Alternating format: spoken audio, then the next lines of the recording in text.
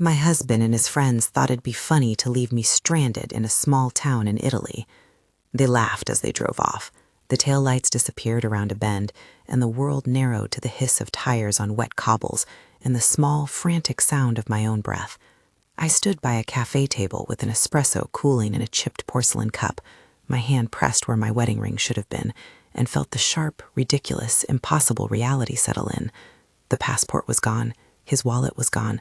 My phone showed only a blocked number and a string of missed calls that I couldn't return because my card sat mutely in the plastic of his wallet.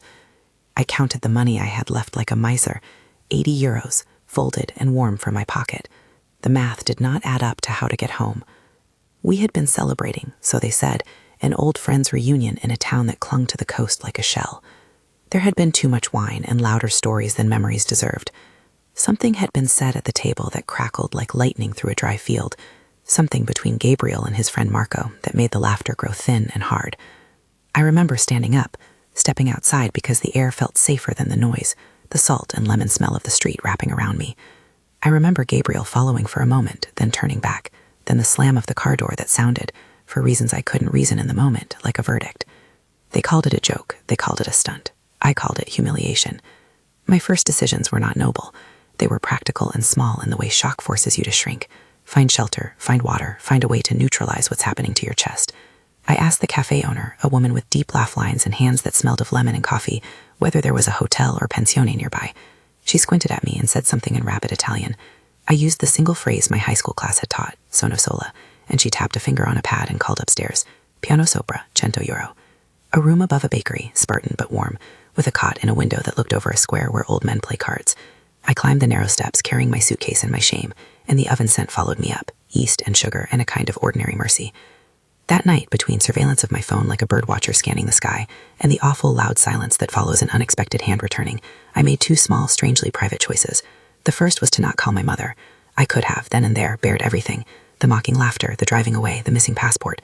But even amid the pain, there was a line I did not want to cross, one that said I would not yet, move the rest of my life into the hands of someone else. The second was to pawn my wedding ring. Saying the words at the pawnshop counter felt obscene and ordinary at once.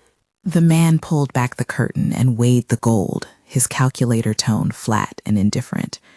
I watched my hands, those hands that used to sketch invitations and lay out neatly spaced typography on a glowing screen, as they trembled. The ring slid into a small velvet box and then into his drawer, and I felt a literal vacuum at the base of my finger. He handed me 40 euros and some crumpled paper receipt that promised I could reclaim it within a month.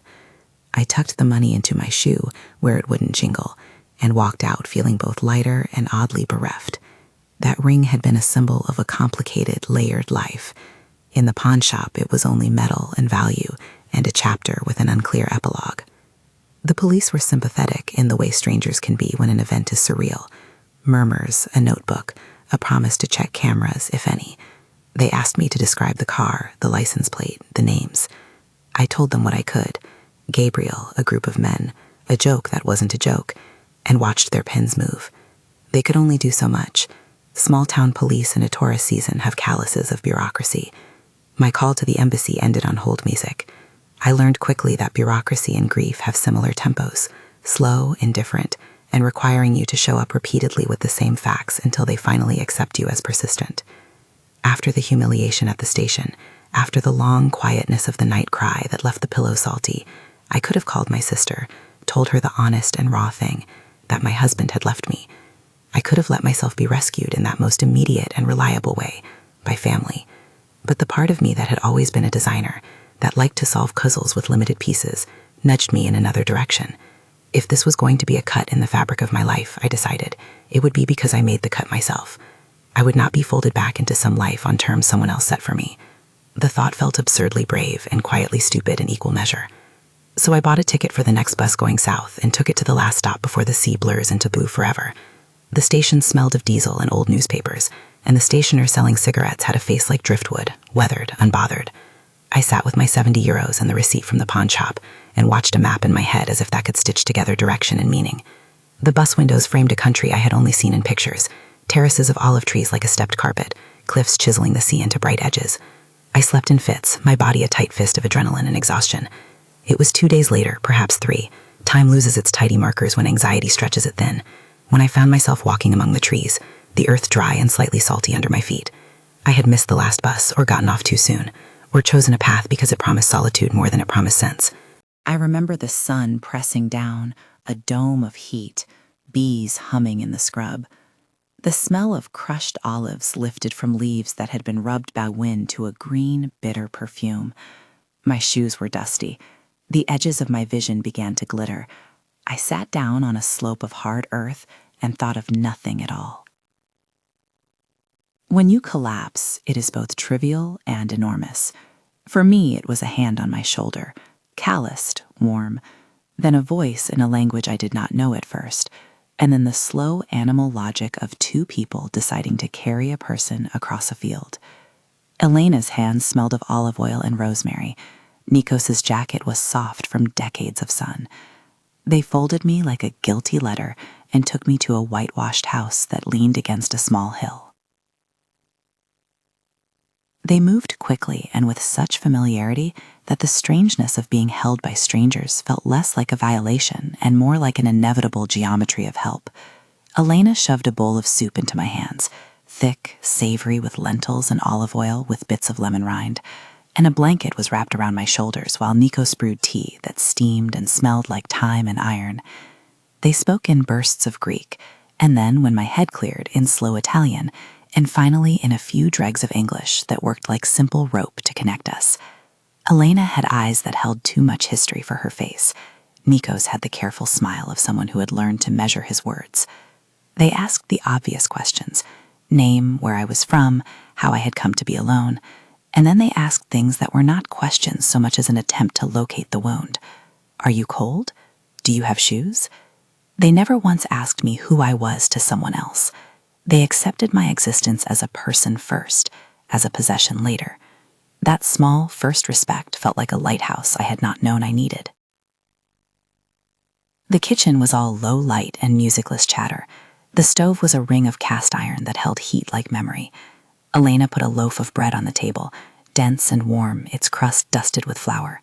She pressed olive oil into a saucer and passed it across. A sadja, she said, and I did. Bitter, green, tasting of sunlight. She showed me how to dip her bread, how to hold it between thumb and forefinger, how not to rush. There is a ritual in the way people who have faced hard seasons feed others. It is the quiet insistence that you are worth the flame that keeps the soup hot.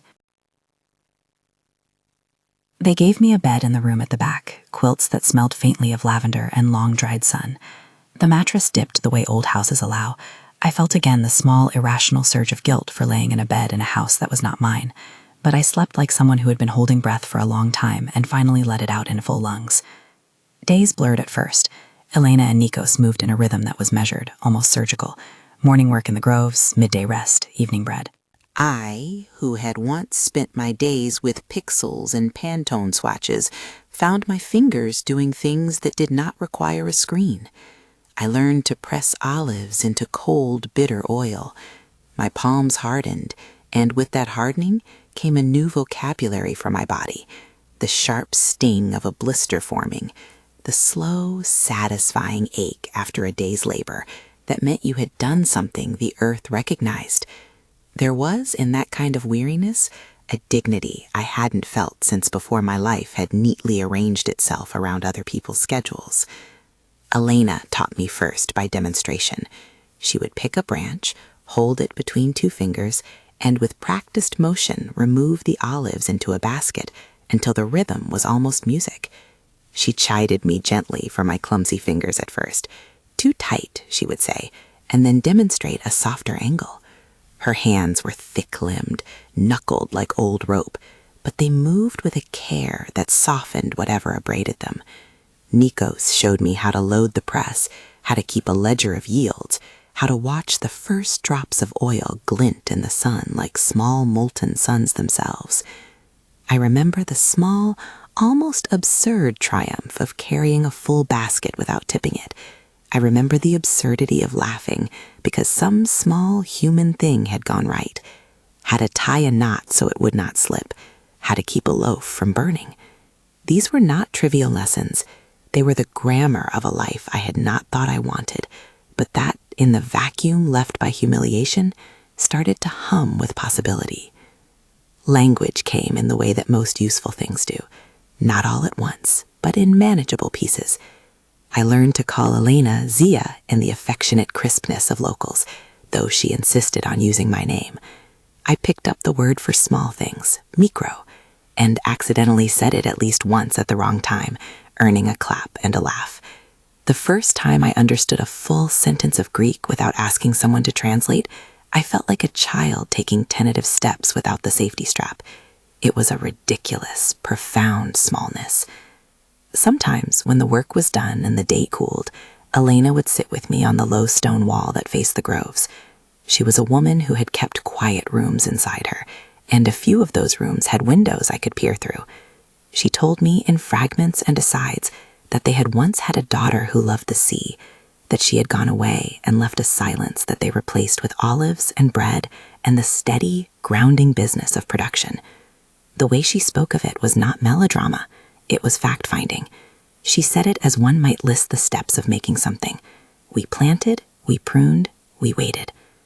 Loss for them had turned into a careful sort of succession planning, to pass on the knowledge of pressing and pruning to someone who would keep the grove honest and fed. That knowledge-seeking placed me somewhere between beggar and apprentice. When I offered to help with the accounts, it was because my hands could do more than pick fruit. They could arrange information, lay it out in neat columns, make a small glaring mess into an approachable spreadsheet. At first, my efforts were simple: a handwritten ledger to track who bought what and when, a sticky note with prices that Elena would glance at and nod. Then one afternoon, while Nikos checked oil clarity with the thoroughness of a scientist and Elena hummed a tune that seemed older than the house, I drew up a rough label on a scrap of paper. It was a small thing: the name of the grove, the year of the harvest, a little emblem I sketched in the margin that looked like 2 olives held by a small, clumsy hand. When I offered it to Elena, watching the way her eyes softened as if at a photograph, I realized for the first time how my old life could be sewn onto this new one without erasing either. She tapped the emblem with a fingertip and said, with a smile that folded decades into one small expression, "Bella." There were small cash returns, pay for my labor, not charity, and the dignity of that exchange tasted like honey. The first time I earned money with my own hands after the pawn shop, I placed the bills into my purse with a care that felt ritualistic.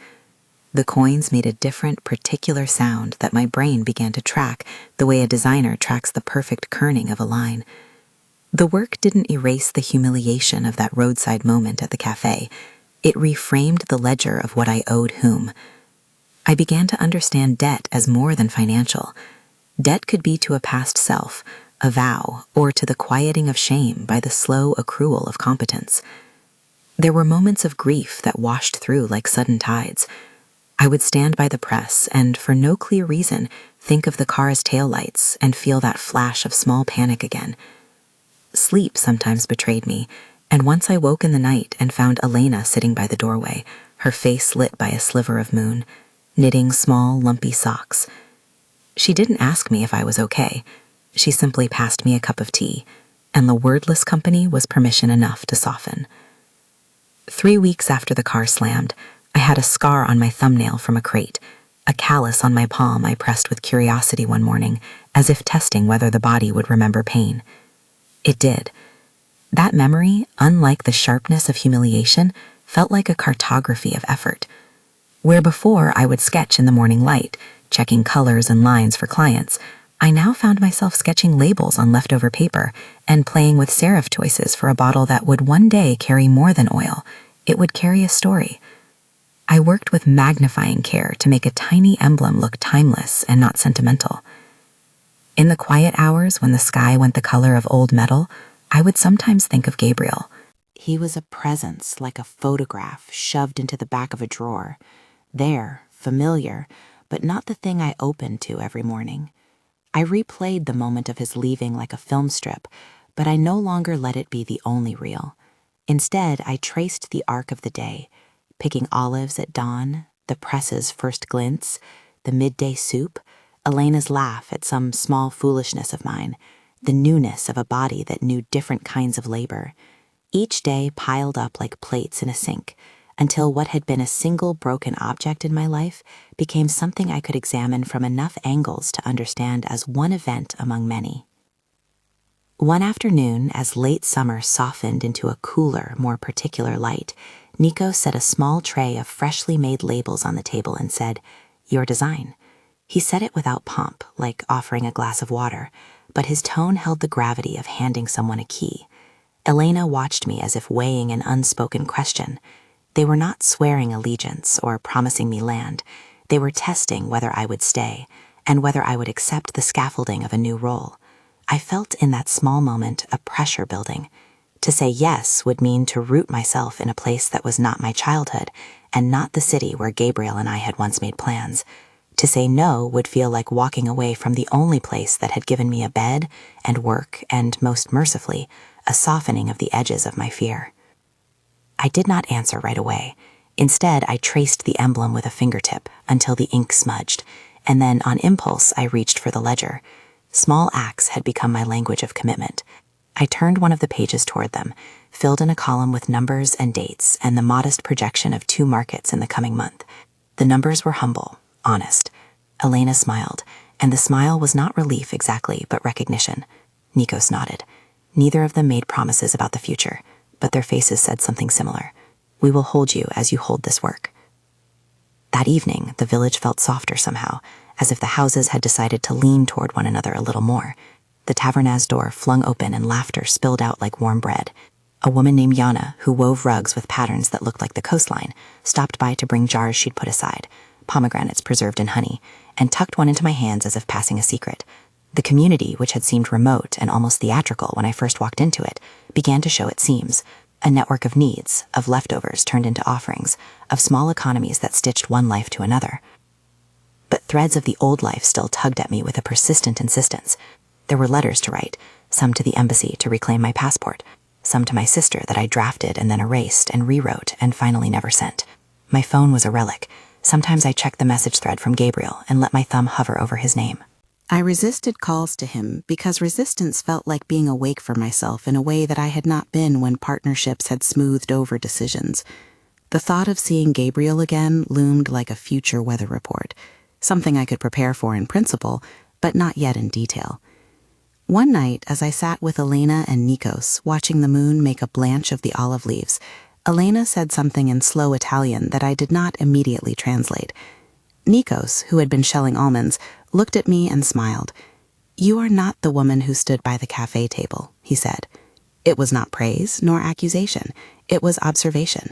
I let it sit with me, because in truth, I did not know who I was either. What I knew was the small proof that mattered.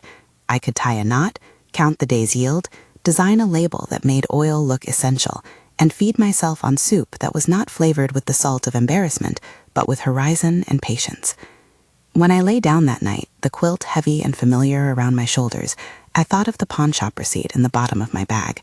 It felt like a relic from another life, an artifact that both marked loss and showed the strange kind of resourcefulness that crisis can birth. I folded the receipt and put it into the small box behind the wardrobe. The box also held a scrap of paper with my first label sketch and a coin. I was not home. I did not yet know if I wanted to be, but the music of the groves and the small, persistent work of pressing olives and designing a marketable bottle gave me a foothold. It was enough, for now, to stand in a life that began not with someone else's laughter, but with the slow, stubborn business of making something with your hands. If you're drawn to stories of women who find strength after betrayal, subscribe. It's free, and it helps us tell more stories like this. The weeks turned into a kind of apprenticeship and a kind of trial. I learned to wake before the sun, to listen to the way the olive trees whispered when the wind came. I learned that you can tell a lot about a person by how they carry a crate, whether they tuck it close to the chest or let it rest on the hip, whether their jaw tightens in a way that says they will not complain. Elena and Nikos taught me the work, but they also taught me the dignity of small rituals, the way you wipe an oil jar so it gleams, the way you stack the crates by size, the way you greet a neighbor who comes by with news or bread. One market day, we loaded a car, an old, reliable vehicle that protested with a gentle cough, and drove to the next town over. The market was a mosaic of fabrics and voices and small economies. I set up a simple table, a row of bottles with my little emblem, a handwritten sign, and a stack of brochures that explained in clumsy but earnest Italian our method: hand-pressed, first cold, single harvest. People paused, read, smelled, asked questions. A woman picked up a bottle, turned it between her hands, and said something to Elena that made her laugh. She put the bottle in her bag and walked away. The sale was small and ordinary and felt like another stake hammered into the claim I was starting to make on my life. Money is a blunt instrument for measuring dignity, and yet there is a relief in being paid. When the coins went into Elena's hand and into my pocket, I felt less like a visitor and more like a participant. I remembered the pawn shop where I had traded a ring for 40 euros. Now, 30-some days later, my hands were being paid not to replace a lost symbol, but to build something that might outlast that loss.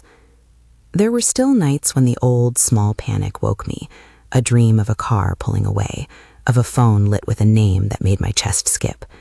But the panic's edges dulled because there was a counterweight to it now, a ledger, a label, a loaf of bread cooled on a windowsill.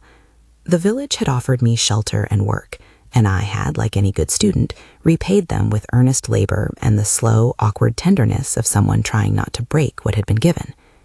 And yet, even amid the steady labor and small victories, an email, always possible, always a dark little hinge on the future, waited somewhere in the ether.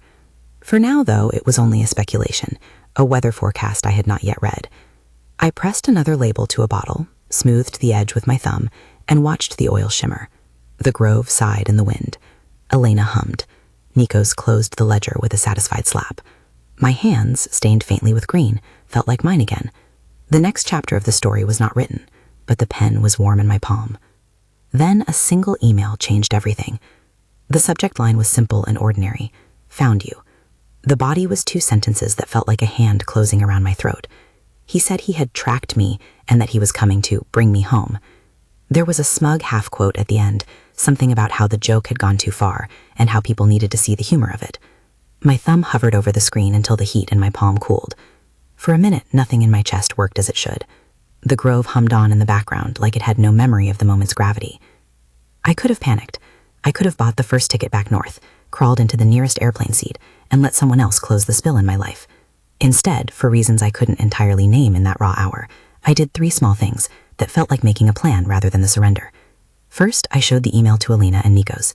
Second, I told Katerina, the village lawyer, and asked for help. Third, I prepared to stand where I was. Katerina arrived 2 days later, all business in a linen dress and a stack of folders. She had been recommended by a neighbor. Katerina knows paperwork the way Elena knows olive trees, someone had said, and the description proved true. She explained, in plain Italian folded into careful English, what could be done without promising miracles. I cannot make a man change, she said, tapping a pen, but I can make his intentions more complicated. She drafted a set of papers, a simple partnership agreement for the Grove Small Company, listing Elena, Nikos, and me as co-owners of the pressing and the label we were preparing, and a separate document that would start the process of dissolving a marriage, clear enough to mean the idea was now on official paper. She emphasized process and procedure, file this, serve that, without lecturing. It felt like armor built out of blue paper. Elena and Nikos did not dramatize their offer. There were no grand proclamations about saving me or adopting me. They were too practical for that. Instead, they set a kettle on and made plans. If you are staying, we need to know how many bottles you'll be building with us, Nikos said, as if the question were only about logistics and not about the seismically alignment of a life. He knew the grove, the press, the markets, and how to keep people fed on simple facts. Elena pressed a small stack of old postcards into my hands, ones with their faded grove emblem. We want you to have a share, she said, voice as neutral as the bread she handed me. You know the work now. That kind of offer, quiet, measured, not performative, felt more binding than any speech. I remember that week as a set of small rehearsals. I printed a tidy version of the label with a slightly adjusted serif and a clearer emblem. I updated the ledger with 2 months of realistic sales projections. I practiced saying sentences that I hadn't needed to say for a long time. I will not go back. I will sign these. I will handle orders. Saying them aloud in the presence of Elena, Nikos, and Katerina made them less like promises to myself, more like agreements with the world. When I called the embassy to ask about retrieving my passport, I did it not from a sense of being rescued, but from the practical need to be able to travel for markets and business. Bureaucracy loosened and tightened like waves. Pieces moved, and for the first time in weeks I felt the small comfort of predictable processes. Word traveled through the village like bread through the hands of neighbors. Stavis, the taverna owner, asked me if I wanted to hold a small table on market day in the next town to display the newly labeled bottles. The baker's wife offered to make small loaves with our oil for samples. The pharmacist lent me a small stack of business cards. The community did not congregate around me like an audience waiting for a spectacle. They showed up in practical ways, covering chefs at the press, keeping an eye on the day-to-day, which felt steadier than any show of sympathy. Still, the days leading to his arrival carried with them a freight of unease. I woke sometimes imagining his car lights easing down the village lane, imagining him striding into the taverna with a look that had once made me feel small and then entitled like a king. He texted once, 3 words this time, "I'm coming back." I did not answer. The impulse to answer was like hunger. It receded only when met with the fact that I had work to do, clients to plan for, bottles to label. I was trying, sometimes clumsily, to convert dread into routine. He arrived on a late afternoon that smelled of dust and frying garlic. The sound of an engine on the lane is a sound you can feel in things. Porcelain vibrates, leaves shiver. People paused outside their doors, the way they pause when weather shifts. He stepped out of the car looking surprisingly like someone who had expected applause. Gabriel was the kind of man who aged in a neat line, no wildness, no risk on his collar, and his face held the expression of someone surprised to meet resistance. I went to meet him at the taverna because I could not have held a confrontation in the grove. There the trees felt like witnesses that would not meddle. Stavis had left us the corner table, and the door was open so that everyone could see should they choose. I wanted people to notice that I was not on the run. There is a difference between proving something and practicing integrity. I was aiming for the latter. When he saw me, there was a flicker of something. Smugness, I decided, or perhaps surprise that an absence could have weight. He smiled that way men do when they think charm can erase hurt. "Alexis," he said, as if the name alone contained the old continuity. "You look, well, funny place to vanish to." "Funny how?" I asked, and my voice did not tremble. It felt calibrated, which is a habit from years of presenting to clients. Hold the phone of the conversation steady. Let the other person be the one whose hand trembles. There was a beat of silence where the taverna continued to make its small noises. Plates, a radio tuning, someone laughing at an old joke. And then Katerina, who had sat quietly at a nearby table, set down her cup and joined us with the calm of someone used to formalities. Gabriel's friends, Pete and Marco, were there too, skulking on the edge of the room like extras who had been given a line. They looked uncomfortable, their laughter absent. Pete tried to smile and failed. Marco avoided my eyes. Accountability often makes companions need smaller shells. He tried to make the moment about reconciliation and being wronged in turn. "I didn't mean," he started, and then attempted the old familiar pivot, minimize, then charm. He called it a stunt, which, coming from him, had always been an attempt to translate cruelty into a social experiment gone sideways. "People joke," he said. "We thought you'd laugh." "Maybe you did," I said. I didn't. Perhaps it was petty of me, or perhaps it was a discipline of voice, but I let the words land as iron. "You left." You left me on a street with no passport and 80 euros. That is not a joke. He tried again, this time to leverage shame. Think about how this looks. People are saying things. "It looks like you made a decision about me without asking me," I said. "It looks like you thought you had jurisdiction over my life. That ends now." I slid a folder across the table. It contained a photocopy of the partnership agreement that Katerina had prepared with signatures from Elena and Nikos. It contained another set of papers in initial filing, vague enough to conform to law, but clear enough to signify intent. Paperwork that indicated I had started the process to separate my life from his. Katerina watched, eyes calm. Elena peered from the doorway. Nikos stood near the press like a statue, but his presence was that of someone who would not be moved. He read the papers like someone reading a menu he didn't choose. His mouth tightened. "This is theater," he said. "You're putting on a show to embarrass me. Why?" He had always been skilled at framing his actions as performance, pressing guilt into an audience so that they would sympathize with him rather than object to the act. "This isn't theater," I said. "This is work. I have a bed here. I have a job. Elena and Nikos have offered me a partnership in their business. Katerina is helping me with the papers to end our marriage. I'm telling you this so there is no mistaking the facts. He reached for an old script, apology mixed with blame. He tried to flip things. Why had I left? How could I be so dramatic? The old lines had been rehearsed for years in other arguments, and they have a way of sounding new once you hear them repeated. But the village air had a quality that muffled his trappings. People were watching, perhaps, because they were curious, perhaps because they were ready to hold him accountable in ways coffee shops back home rarely were. You can't just, he began, and then caught himself. Whether he feared the villagers' judgment or the legal consequences was not mine to decide. What mattered was that for the first time in a long time, he confronted someone who did not collapse under his performance. Katerina leaned in and said what lawyers do best. She stated logistics. These papers are drafts, yes, but they represent intent and will be filed if you object in court or otherwise.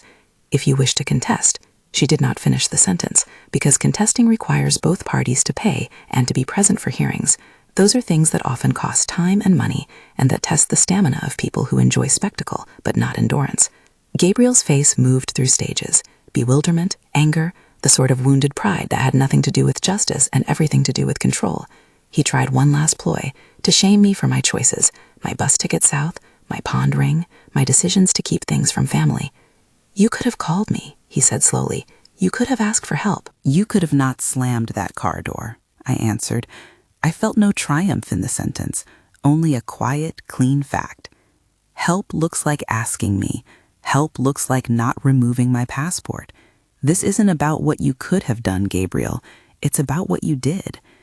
He looked at the villagers then, and something in him shifted. Perhaps it was the neat solidity of Elena's hand on the partnership agreement. Perhaps it was the weight of Katerina's calm legalese. Or perhaps it was the accumulation of small things, the way the baker's wife had handed me a loaf without speaking. He left with angry words and thin threats. He tried to take back the narrative by claiming harm, by insisting that he had been the victim of my dramatics. But his voice in that room was small, even as it grew loud. When he stepped back into the street and into his car, the engine's rasp sounded hollow. He did not return. The friends who had laughed at the beginning of this story dispersed. Those who had been complicit in the moment of abandonment found that complicity had consequences beyond banter. In the village, life resumed its own rhythms, but a line had been drawn, not by me as revenge, but as a boundary. Afterward, I sat for a long time at the taverna table, my hands curled around a cup that had gone cold. People came by to nod, to hand me small things, a jar of fig jam, a scarf, a loan of a book. These were gestures shaped by the ovens and the sea, practical and without flourish.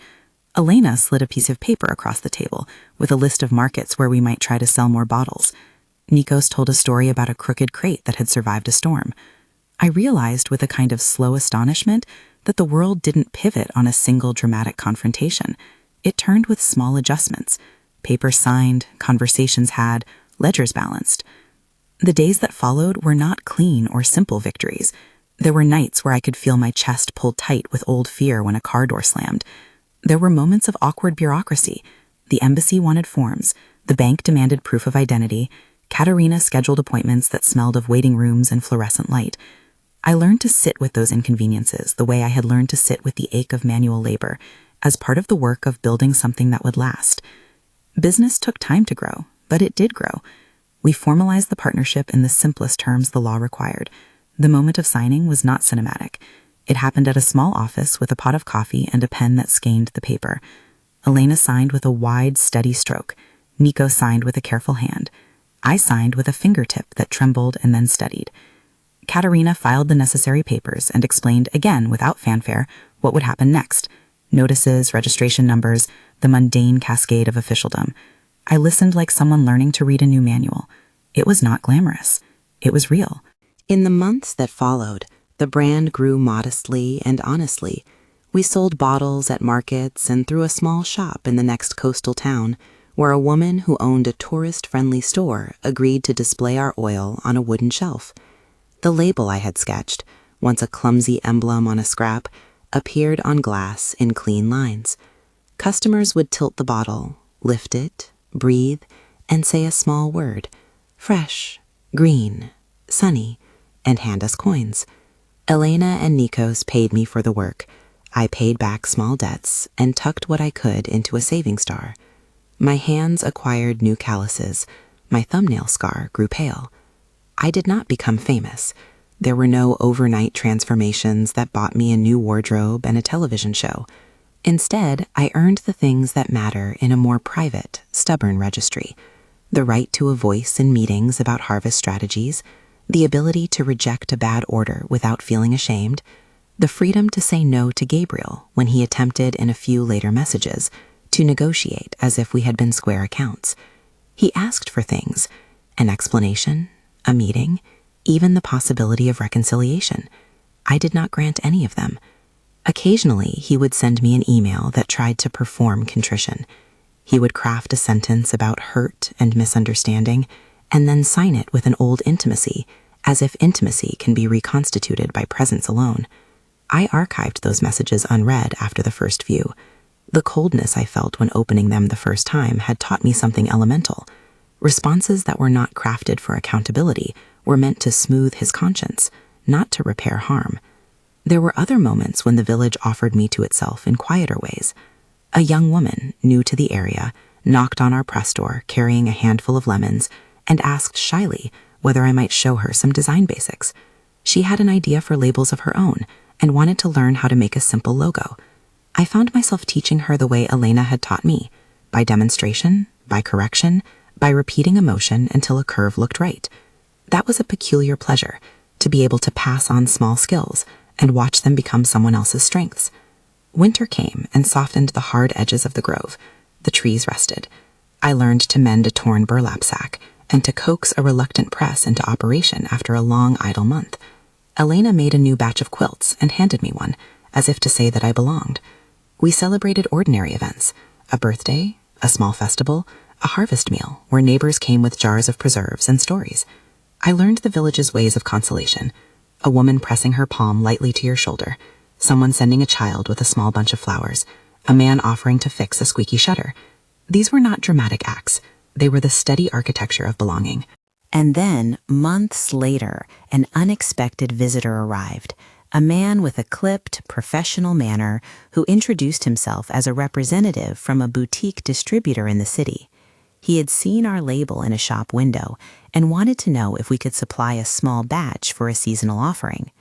The conversation was practical: minimum orders, shipping logistics, payment schedules, and wrapped around the kind of math that once made my palms sweat in a different way, in presentations for clients, in deadlines that were as unforgiving as harvests. I found I could sit with the numbers now and not feel that old, needy anxiety. I could say with a new ease, "We can deliver this much. We will need this margin for labor." The man nodded as if surprised at my fluency. None of this erased the grief of the abandonment. Grief kept arriving in small, unannounced ways: a song on the radio, a postcard, a photograph that made my throat ache. Even so, those pangs started to fit into a larger landscape. It was not only sorrow I felt, but also a kind of gratitude that refused to look like triumph. Gratitude for the bread that had been offered to me without comment. Gratitude for a woman who taught me to hold a basket so it wouldn't tip. Gratitude for the stubbornness of the human body to acclimate. 6 months after the tail lights vanished around that bend, a small milestone happened that felt worth noting, not as a victory, but as a fact.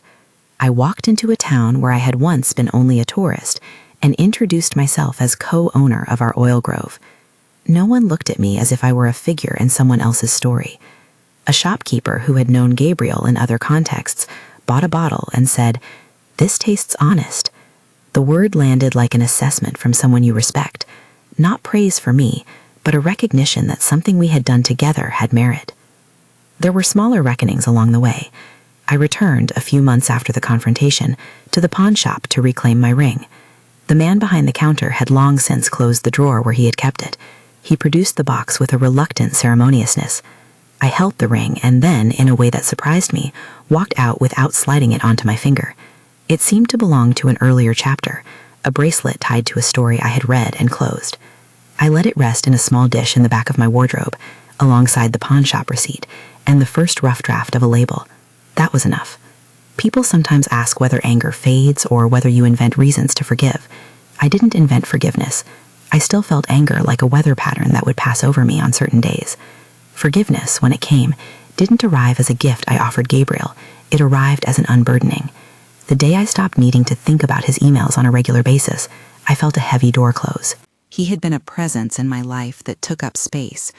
Now that space filled with other things: orders to pack, markets to plan, a child in the village waving a cloth at me as I passed. There was a last small exchange between us that was not dramatic. He sent a message that tried one last time to propose some version of shared memory or reimbursement. I answered once, with 3 short sentences. I am building here.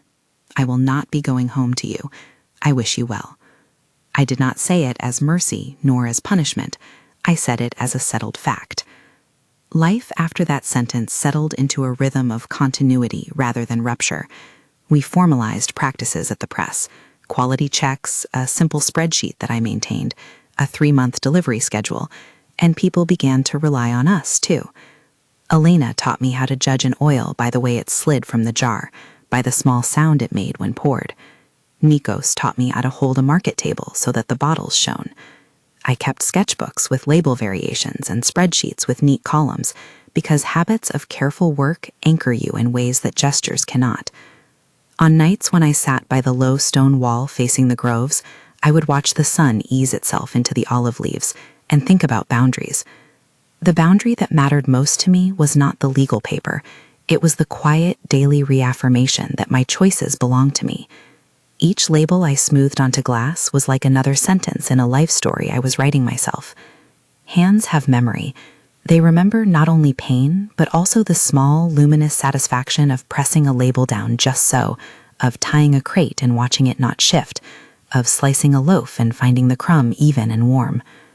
Once, in a surprising moment, Elena and I walked down to the little ferry landing where fishermen tended nets. She picked up a smooth stone and handed it to me. "For your pocket," she said simply, "so you remember the weight of something that isn't shame."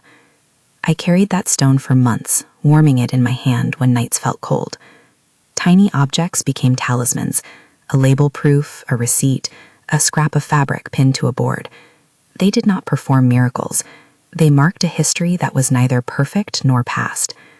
If someone had told me on that wet cobbled street, with an espresso gone cold and the world narrowing to tire hiss, that I would one day run a hand press operation and design labels for bottles carried by fishermen to city shops, I might have laughed. Yet the truth of it is less miraculous and more like the slow work of stitching, small, persistent stitches that eventually make a garment strong enough to wear in public. Gabriel faded into a background presence in my messages and then into absence. He sent an email 1 year later, just a line, asking whether I had any of the original bottles left. I did not reply. The village's small economy had room for 1,000 small decisions, and the decision to not respond felt like a final, private act of closure. I learned that independence is not shouting your freedom from rooftops. It is instead a series of small, accumulative choices that alter the architecture of a life. Filing papers, signing a partnership, answering a distributor, teaching a neighbor, refusing an old pattern. Freedom, in my case, was less about spectacle and more about the ordinary dignity of steady labor. I do not mean to suggest that abandonment is a neat, poetic route to success. It is not. There are scars and tremors and nights when the wind catches the curtains and your chest tightens, but there are also quiet mornings when you sweep the press with the perfect arc of your arm and the dust falls in a soft line.